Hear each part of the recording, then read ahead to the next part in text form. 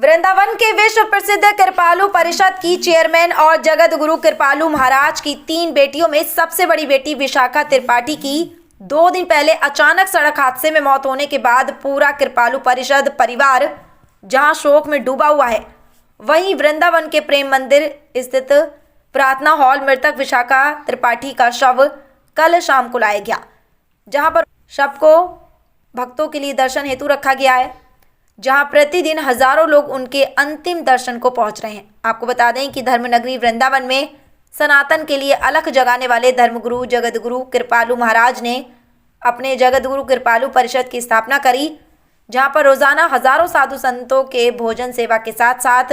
भक्तों के लिए बड़े और भव्य मंदिर बनाए, जिसमें जहां वृंदावन में श्यामा मंदिर, प्रेम मंदिर, बरसाने में रंगीली महल सहित देश दुनिया में कई बड़े बड़े मंदिर स्थापित किए,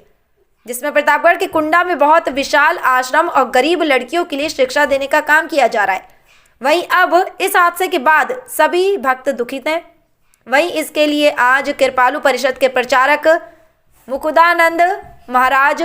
प्रचारक जगत गुरु कृपालु परिषद योगेश्वरी देवी ने बताया कि इस हादसे के बाद हम सब दुखी हैं, मगर जिस तरह दीदी के द्वारा जो सेवाएं चलाई जा रही थी उन्हें लगातार उसी तरह से ट्रस्ट के द्वारा जारी रखा जाएगा। और 2 दिन पहले वृंदावन से साधु सेवा करने के बाद यहां से तीनों बहनें यमुना एक्सप्रेस वे से होकर दिल्ली और उसके बाद सिंगापुर जाने के लिए निकली थीं, मगर अचानक हाईवे किनारे खड़ी गाड़ी में ट्रैक्टर से टक्कर मारने के बाद बड़ी बेटी विशाखा त्रिपाठी की मौत हो गई, जिसके बाद अब यहां उनकी छोटी बहन के आने से उनकी देखरेख में आगे का सारा कार्यक्रम किया जाएगा और 3 दिनों तक यहां जनता दर्शन के लिए उनका शव रखा है, जहां लगातार कीर्तन किया जा रहा है। कल 28 तारीख को भक्तों के लिए यहां से सुबह 6 बजे के लगभग अंतिम यात्रा शुरू होगी, जो कि यमुना किनारे केशी घाट पर विधि विधान के साथ इनका अंतिम संस्कार किया जाएगा। जैसे भक्तों को सूचना मिली तो विश्व भर से भक्त यहाँ पधार रहे हैं और प्रेम भवन में अखंड हरे राम संकीर्तन चल रहा है, तो हजारों भक्त वहाँ पर एकत्रित हैं और भी आ रहे हैं, रास्ते में हैं। सब लोगों की इच्छा है कि अंतिम दर्शन कर पाएँ बड़ी दीदी का, और मझली दीदी यहाँ पहुँच चुकी हैं। छोटी दीदी के यहाँ पहुँचने की हमको आशा है जल्दी से जल्दी, तो उनके निर्देशन में अंतिम क्रिया 28 तारीख को केशी घाट पर की जाएगी। तो अभी इतना ही कार्यक्रम निर्धारित है और बाकी सब लोग भावपूर्ण कीर्तन में लगे हुए हैं। मुखाग्नि कौन देगा, किस तरह की व्यवस्था है, कितनी लकड़ी लगाई जाएगी, कहाँ से लकड़ी आ रही है,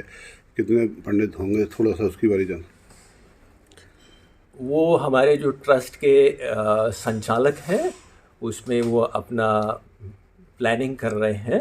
उसके बारे में हमको अभी। सर थोड़ा सा महाराज जी हादसे के बारे में बताएं, क्या हादसा हुआ था, किस तरह से पूरा हुआ था, कैसे ये सारी चीज़ें हुई कि आज दीदी हम लोगों के बीच नहीं है। यहाँ पे 19 और 20 को भोज हुआ था जी। 19 और 20 तारीख को यहाँ पर वृंदावन में साधु भोज और विधवा भोज हुआ, और उसके पश्चात बरसाने में 21 और 22 को साधु भोज और विधवा भोज हुआ, और उसके पश्चात दीदी लोग यहाँ पर वृंदावन पधारे एक दिन के लिए। तो यहाँ से वो दिल्ली जा रहे थे सुबह सुबह, जब गाड़ी जो थी वो लोगों को लघु शंका की आवश्यकता थी, उसमें कुछ मरीज़ भी थे, तो इस दृष्टि से गाड़ी को साइड में रोका गया था, और बाकी तो पीछे से आके ट्रक लगा, इतनी ही हमको जानकारी। सिंगापुर प्रवास के लिए भी सिंगापुर उनकी सुबह की फ़्लाइट थी, तो उनको आश्रम है दिल्ली में, द्वारका में गोलोक धाम, वहाँ कुछ घंटे विश्राम करके और फिर उनको सिंगापुर की फ़्लाइट पकड़नी थी। साथ में कौन कौन थे उनके